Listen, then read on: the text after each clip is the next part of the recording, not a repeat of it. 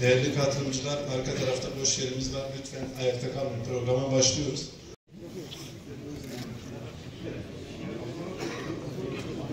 Toplanmış bulunmaktayız. Hepiniz hoş geldiniz, sefalar getirdiniz. Nerede duracağımızı bilmiyoruz falan. O duruş kullanımında dik olmanın çok büyük bir artısı var.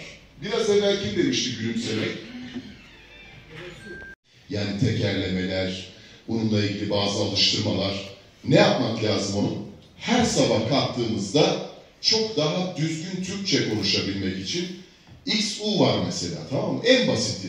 Dil dudak tembelliğimiz olduğu için, dil ve dudak tembelliği olduğu için kelimeler bazen, Sayın Kaymakam mesela bir yerde bir konuşma yapacaksınız. Dilimiz damağımıza yapışabiliyor, konuşamıyoruz falan. Bunun için ne yapacağız?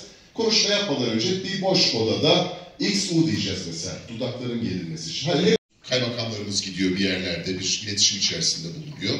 Aslında total itibariyle baktığımız zaman hepsi birer ikna etme üzerine kuruldu. Yani vatandaşla konuşuyoruz, o size ikna olmalı ki sizin dediklerinizi yapabilsin. Ya da bir vatandaşla ya da bir memurla ya da bir amirinizle konuştuğunuzda aslında ikna gücü iletişimin en becerili alanlarından bir tanesi. Peki ikna edebilmek için ne lazım?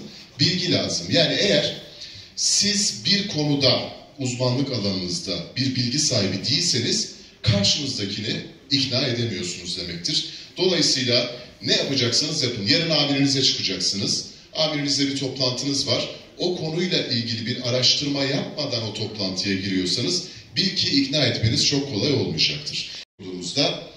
Beden dili yapılan bir araştırma var ki onu birazdan ortaya koyacağız.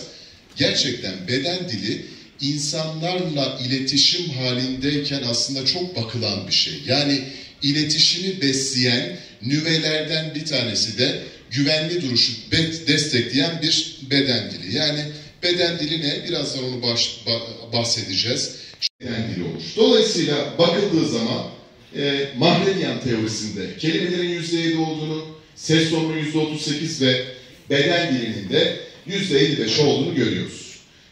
Beden dilimizi nasıl geliştireceğiz? Ona da ilerleyen kısımlarda elbette sahnede beraber olarak bir şeyler yaptığımızda herhalde konuşuruz.